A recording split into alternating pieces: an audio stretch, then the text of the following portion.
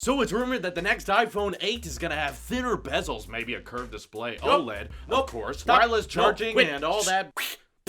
No, stop it. Shh. Stop! I'm the Apple sheep and I say stop! Listen, you guys are setting yourselves up for disaster when you build up a smartphone 12 months before its release. Oh my god. But we just had the release of the iPhone 7, right? And even before the iPhone 7 was released, we had all these people telling us what the iPhone 8 is gonna be like. And that it's gonna be called the 8 and not the 7S for some reason. And I've made a video before explaining why you shouldn't wait a year just to get OLED, because the 7 is a great phone. And while a lot of people don't think it's that much different from the 6, there's actually more features in this upgrade than there are most upgrades in the past. And now everyone online is talking about the fact that it's gonna have the wireless charging, the OLED display. It's essentially taking things from the Galaxy phones, what they've already been doing. I'm here to predict the future. All right, I'm gonna call back to myself in this video a year from now about, it'll be not exactly, but you know, and I guarantee a lot of what I say today will be true. Here's what's gonna happen. 2017, right? February, March, we're gonna get a few leaks, some crappy photos, some Foxconn manager takes of the iPhone 8 unibody or whatever it is. Other media companies will make 3D models of it so we know exactly what it looks like 6 months before its release, and yet everyone will be hyping up very heavily the fact that it's OLED, the fact that it might have a curved display or something like that with the glass back and wireless charging and all that. No, I don't think we're gonna figure out truly wireless charging in time for the iPhone 8. I hate to say that, but I just don't think the technology's ready yet given what they've tried to do. Right now you can send power over the air, it's just so minuscule. I don't see them finding a way to transfer enough power for it to be a charge over the air within the next 12 months. That might be an iPhone 9 thing or an iPhone 10 thing. I just don't think it's the next phone. What it would be is some kind of pad charging like on the Galaxy phones. Apple's gonna sell that pad and it'll be $100 and everyone's gonna complain again. This is stupid. I don't want to buy that accessory. Jeez, Apple, you're way too expensive. And then no one's gonna buy the wireless charging accessory. The camera, they'll be a little bit better. They might make low light better on the telephoto. They probably won't add the dual camera to the smaller iPhone 8. Sorry, phablet haters, but I just don't think Apple will do that. They're gonna make it an exclusive thing for the Plus model. They may or may not switch to USB-C. No matter what they do though, everyone will get mad. If they keep the lightning port, everyone will get upset that they didn't move to USB-C. If they do move to USB-C, everyone will be extremely upset at the fact that none of their old chargers work. They have to buy all new cables and this is stupid. And something like the iPhone and iPad don't use the same port anymore, so that's why it's dumb. Someone out there is gonna complain that there's still no headphone jack because some Samsung phone will keep it,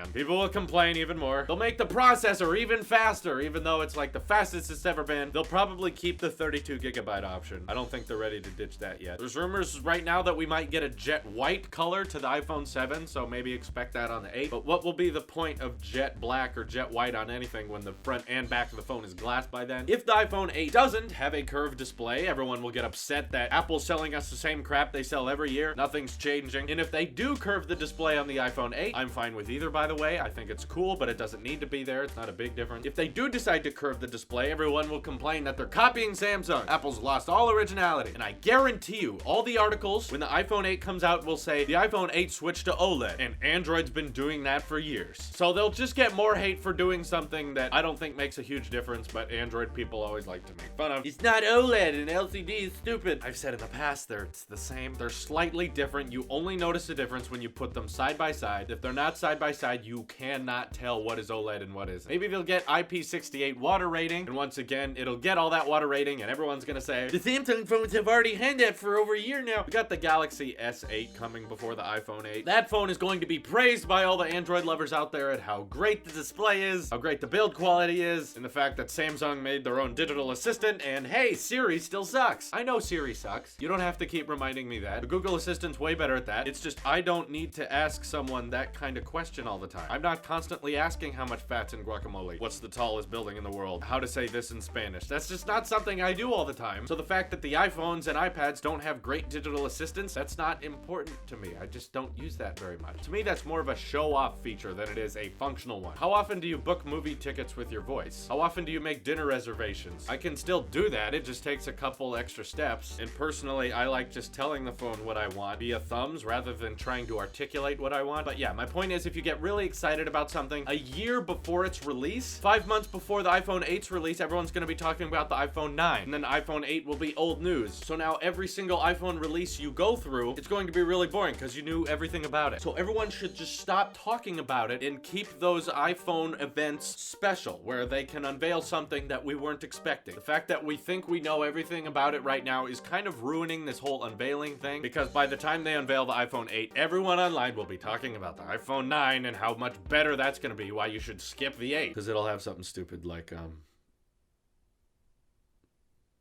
no home button, like the button's on the screen. I don't want to go into that yet. That's a whole different video. Let's talk about phones that are coming up, like the S8. How Samsung's gonna fix the Note 8. Believe me, I'm an Apple sheep. I'm really excited to see the next iPhone, but I don't need to start building up hype 12 months before its release. Let's all cool down a little bit. This is your Apple sheep here, and I will see you in the next one.